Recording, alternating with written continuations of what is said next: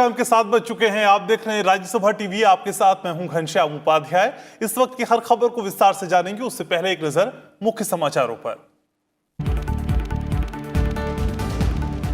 किसान, श्रमिकों, युवाओं और मध्यम वर्ग के हित में लिए गए ऐतिहासिक फैसले। पंडित दीनदयाल उपाध्याय की जयंती के अवसर पर बीजेपी कार्यकर्ताओं से संवाद में बोले प्रधानमंत्री नरेंद्र मोदी। कहा, दशकों बाद किसानों को अपनी फसल की मर्जी से बेचने का मिला अधिकार।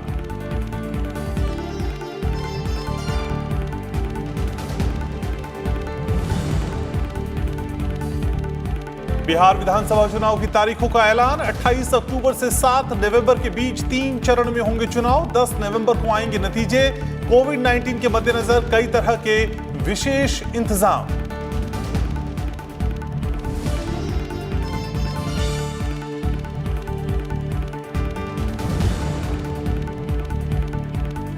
लोकसभा अध्यक्ष ओम बिरला ने संसद सत्र के सफल संचालन के लिए सत्ता पक्ष समेत विपक्षी सांसदों को दी बधाई।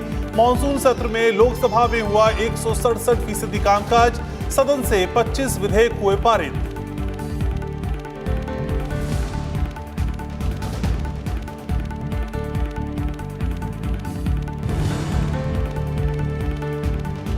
चिकित्सा शिक्षा के क्षेत्र में सुधार लाने के लिए राष्ट्रीय चिकित्सा आयोग आज से प्रभावी। एमसीआई की ली जगह। केंद्रीय स्वास्थ्य और परिवार कल्याण मंत्रालय ने जारी की अधिसूचना। 1 साल के लिए मंत्रियों के सत्कार भत्ते में 30% कटौती कर प्रस्ताव करने से संबंधित विधेयक को राष्ट्रपति की मंजूरी।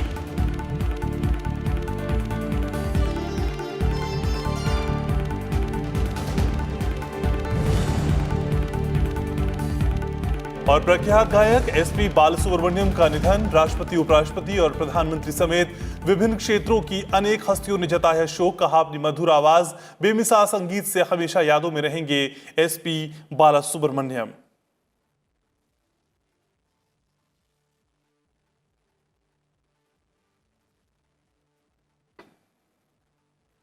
और अब खबरों को विस्तार से जानते हैं। प्रधानमंत्री नरेंद्र मोदी ने शुक्रवार को पंडित दीनदयाल उपाध्याय की जयंती पर बीजेपी कार्यकर्ताओं को उनके बताए गए रास्तों पर चलने की अपील की।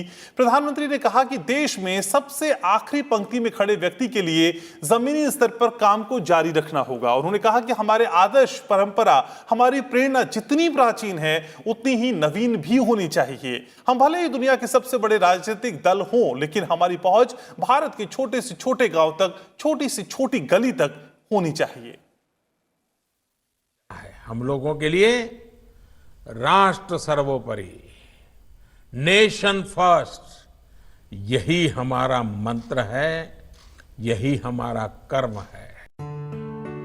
जब मन में पंक्ति के आखिर में खड़े व्यक्ति अपने लिए कुछ तलाशती आंखें हों, लेकिन उनके लिए सपने किसी और ने देखे। लोगों का हित, लोगों के लिए विकास के काम और सोच जब जहन में आए तो एक नाम सामने आता है, पंडित दीनदयाल उपाध्याय। सिर्फ एक व्यक्ति नहीं, बल्कि एक विचार यात्रा का नाम, एकात्मवाद के प्रणेता पंडित दीनदयाल उपाध्याय।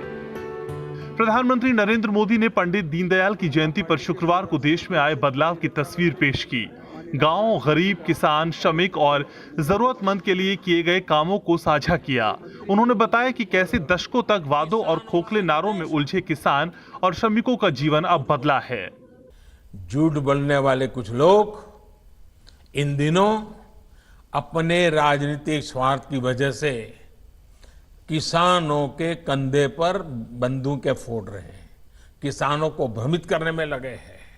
कृषि में जो सुधार किए गए हैं उसका सबसे ज्यादा लाभ छोटे और सीमांत किसानों को मिलेगा।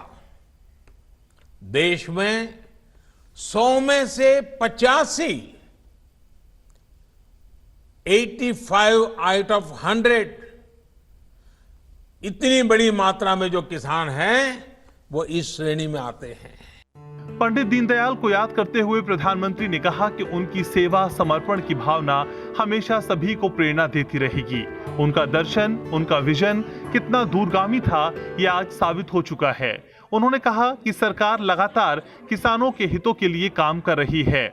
इसमें एमएसपी में रिकॉर्ड बढ़ोतरी, किसानों को बैंकों से सीधा जोड़ना, 10 करोड़ किसानों के खातों में 1 लाख करोड़ रुपए से ज्यादा ट्रांसफर, 5 वर्ष में किसानों को किसान क्रेडिट कार्ड के जरिए आसानी से लगभग 35 लाख करोड़ रुपए के कर्ज जैसे अहम कदम शामिल हैं। इसके अलावा पहले 2 हेक्टेयर वाले किसानों को ही लोन मिलता था, लेकिन अब इस दायरे को खत्म कर दिया गया है। 21वीं सदी के भारत को विश्व पटल पर नई ऊंचाई देने के लिए 130 करोड़ से अधिक भारतीयों के जीवन को बेहतर बनाने के लिए आज जो कुछ भी हो रहा है उसमें दीनदयाल जी जैसे महान व्यक्तित्वों का बहुत बड़ा आशीर्वाद है। इस बार उनका जन्मदिवस इसलिए भी विशेष है क्योंकि बीते कुछ दिनों में ही देश ने वो अहम निर्णय किए हैं जिस पर पंडित दीनदयाल उपाध्याय जी के चिंतन की प्रकाश रेखाएं हैं। प्रधानमंत्री ने कहा कि वोकल फॉर लोकल की सोच के साथ आगे बढ़ना है ताकि देश जल्द आत्मनिर्भर बन सके। उन्होंने कहा कि जो संकल्प लेकर सरकार ने अपना कामकाज शुरू किया था वो आज तेजी से पूरे हो रहे हैं। हर गांव तक तेज इंटरनेट जैसे अनेक ऐसे संकल्प हैं जो करोड़ों देशवासियों के जीवन को आसान बनाने वाले हैं। इसमें आर्टिकल 370, अयोध्या में भव्य राम मंदिर का निर्माण जैसे वो वादे भी शामिल हैं जिसको दशकों की हमारी तपस्या का भी आधार रहे हैं, दे रहे हैं। संकल्प लेकर उसे सिद्ध करने की इस ताकत को हमें बनाए रखना है, ऊर्जावान रखना है। प्रधानमंत्री नरेंद्र मोदी ने कहा कि देश में बदलाव के लिए नई शिक्षा नीति का लाभ सबको मिले, ये सुनिश्चित करना बेहद जरूरी है। Bureau report, Rajya Sabha TV. Pandit Deendayal Upadhyay की जयंती के मौके पर बीजेपी अध्यक्ष जेपी नड्डा ने विचार साझा किए। उन्होंने कहा कि देश को बनाने में हमारे पूर्वजों ने अपना सब कुछ न्यौछावर किया, ऐसे में देश को आगे बढ़ाने के लिए सभी को अपना योगदान देना चाहिए। उन्होंने कहा कि पंडित दीनदयाल के दिखाए रास्ते पर चलकर केंद्र सरकार ने जमीनी स्तर पर काम किया है।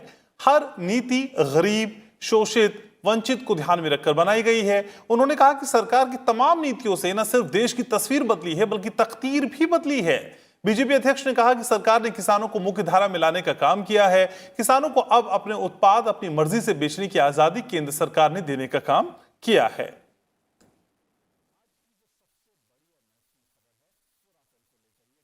स्वच्छ भारत मिशन के तहत 11 करोड़ इज्जत घर बना करके हमारे 11 करोड़ परिवारों की इज्जत को बचाया भी और उनको सम्मान से जीने का अधिकार दिया। इस बात को हमको समझना चाहिए। यही कोविड की स्थिति में 20 करोड़ बहनों के खाते में प्रधानमंत्री मोदी जी ने सीधा दिल्ली से 500, 1500 रुपए 3 महीने तक कोविड में उनको पहुंचा दिया ताकि उनके घर का चूल्हा जल सके। इस बात को हमको ध्यान में रखना चाहिए।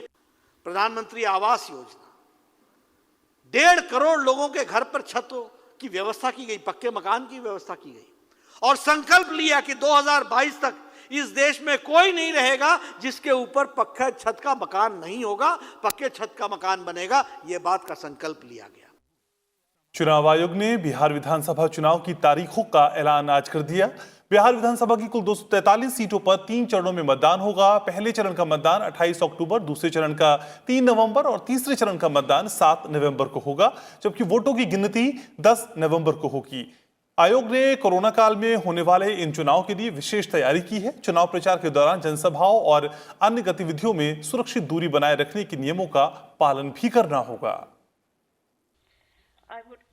बिहार विधानसभा की कुल 243 सीटों के लिए चुनाव कार्यक्रम की शुक्रवार को घोषणा कर दी गई। चुनाव आयोग ने पूरे राज्य में 3 चरणों में चुनाव कराने का फैसला किया है। पहले चरण में 28 अक्टूबर को 71 सीटों पर मतदान होगा। 3 नवंबर को दूसरे चरण में 94 सीटों पर मतदान होगा। तीसरे और आखिरी चरण में 78 सीटों पर 7 नवंबर को वोटिंग होगी। 10 नवंबर 2020 को चुनाव परिणाम की घोषणा होगी। 10 districts will have 2 phases of elections for logistical reasons.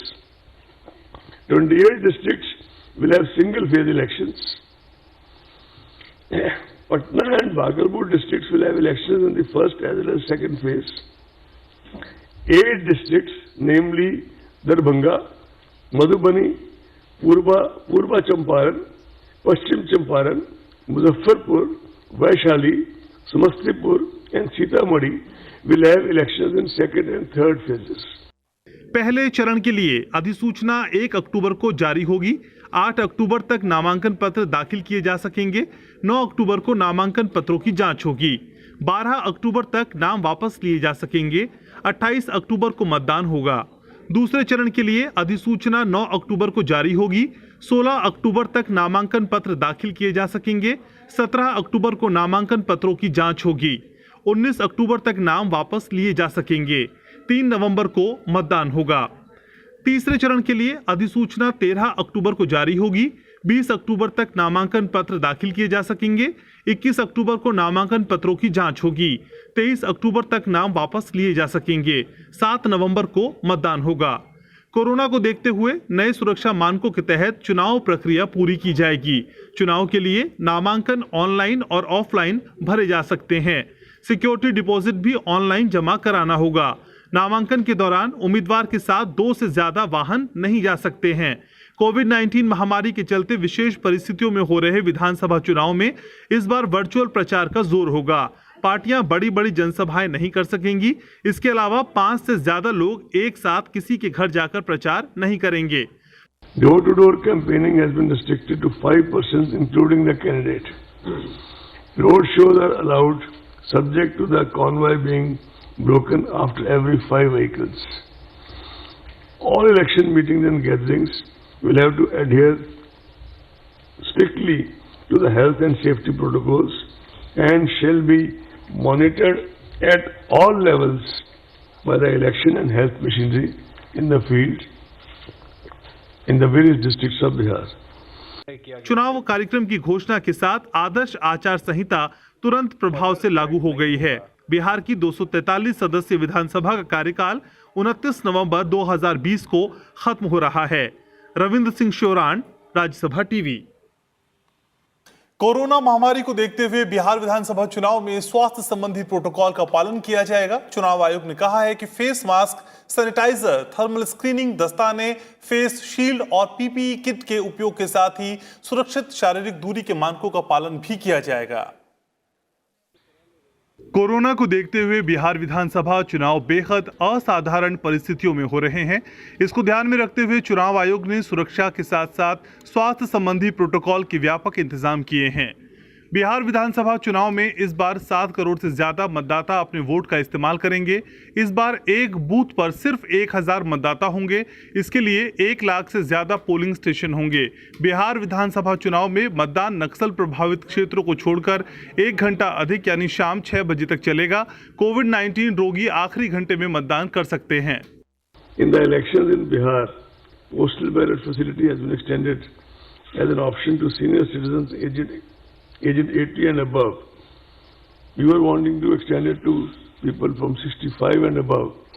Political parties had their own views, but ultimately what clinched the argument of not going for that this time is that because of the increase in the number of polling stations, already our manpower requirements had increased so significantly that we realized we may not be able to manage the 65 part.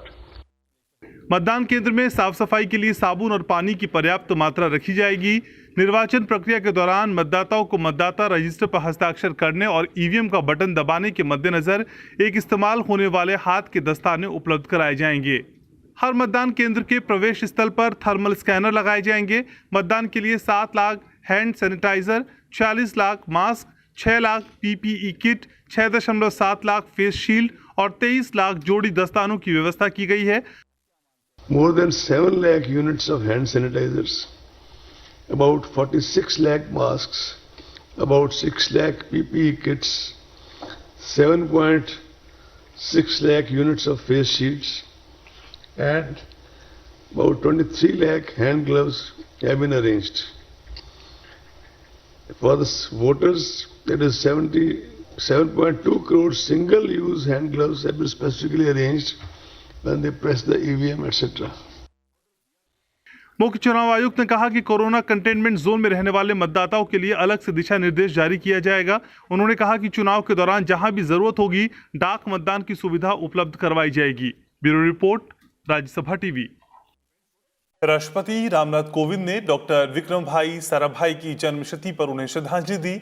आज video conferencing के जरिए doctor Sarabhai की जन्मशती कार्यक्रम को संबोधित करते हुए उन्होंने कहा कि भारत के अंतरिक्ष कार्यक्रम में उनके योगदान को हमेशा याद किया जाएगा। राष्ट्रपति ने कहा कि डॉक्टर विक्रम साराभाई वैश्विक स्तर के वैज्ञानिक होने के साथ साथ नीति और संस्थान निर्माता थे। डॉक्टर साराभाई और डॉक्टर भाभा के लिए विज्ञान न केवल एक रोमांच यात्रा थी बल्कि भारत जैसे देश के लिए आधुनिक विकास का वाहक भी। डॉक्टर साराभाई के दृष्टिकोण की प्रशंसा करते हुए राष्ट्रपति ने कहा कि वो राष्ट्रीय विकास के लिए अंतरिक्ष प्रणाली की उपयोगिता को दर्शाना चाहते थे। राष्ट्रपति ने कोविड महामारी का जिक्र करते हुए कहा कि इस दौरान स्कूली शिक्षा में रुकावट आने पर डॉक्टर साराभाई के सपने के असली महत्व को समझा जा सका है। It is noteworthy that for both Dr. Sarabhai and Dr. Bhabha, science was not only an exciting journey in itself, but was also a path to modern development for a country like India. Ladies and gentlemen, when the whole world was using space for military domination, Dr. Sarabhai thought that for India, with its immense size and diversity, the space technology is the suitable platform for fast-track development. Lok Sabha अध्यक्ष ओम बिरला ने monsoon सत्र के दौरान शानदार कामकाज के लिए लोकसभा सदस्यों के सहयोग की सराहना की। आज प्रेस कॉन्फ्रेंस कर उन्होंने कहा कि इस सदन के विधायी कामकाज को पूरा करने के लिए अतिरिक्त समय तक बैठने के लिए विपक्ष और सत्ता पक्ष के सदस्यों की सराहना की जानी चाहिए। लोकसभा अध्यक्ष ने कहा कि विधायी कामकाज के लिए 37 घंटे आवंटित किए गए थे, लेकिन सदस्यों ने 60 घंटे कार्यवाही में शामिल होकर सत्र की उत्पादकता को बढ़ाया और ये 167% रही। महामारी के बीच संसद के मानसून सत्र की कवरेज के लिए उन्होंने मीडिया कर्मियों को भी धन्यवाद दिया। लोकसभा अध्यक्ष ने कहा कि 17वीं लोकसभा के पिछले 3 सत्रों में शून्यकाल के दौरान 98.34% मुद्दों के जवाब दिए गए।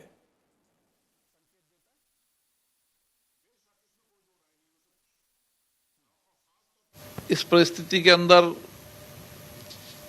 हमें जिस तरीके का सहयोग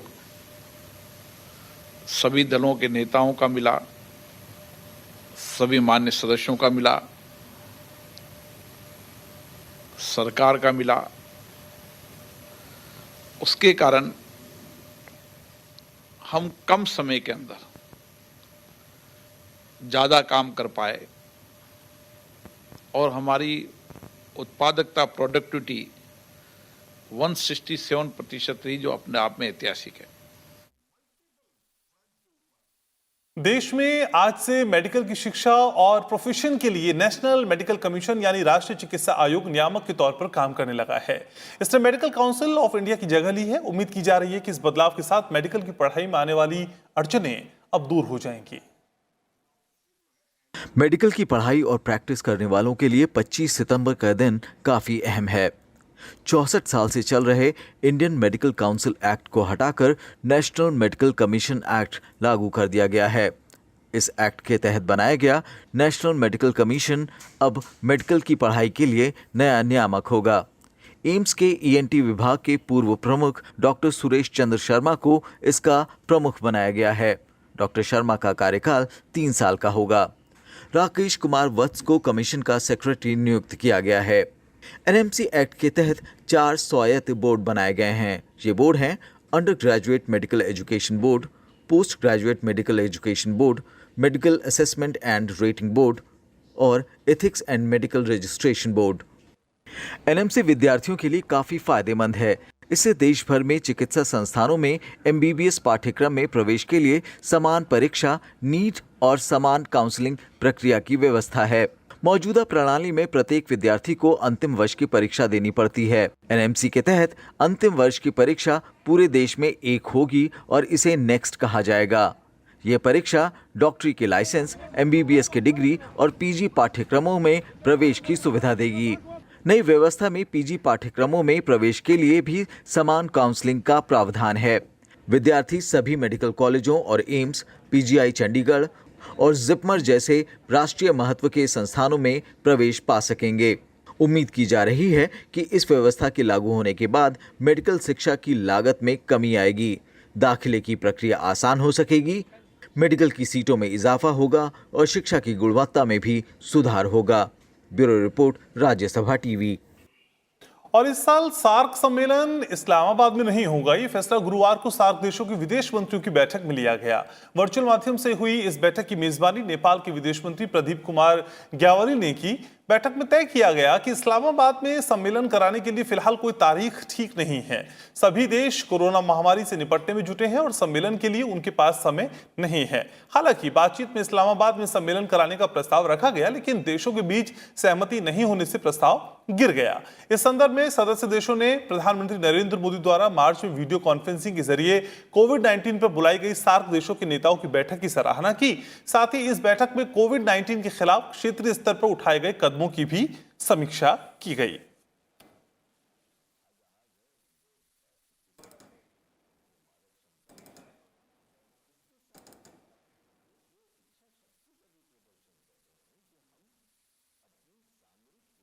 देश में पिछले 24 घंटों के दौरान कोविड-19 के 86,052 नए मामले आने के बाद संक्रमितों की कुल संख्या 58 लाख को पार कर गई। हालांकि अब तक 47,56,164 लोग कोविड-19 से स्वस्थ भी हो चुके हैं। स्वास्थ्य मंत्रालय के अनुसार ठीक होने वालों की दर 81.74% हो गई है।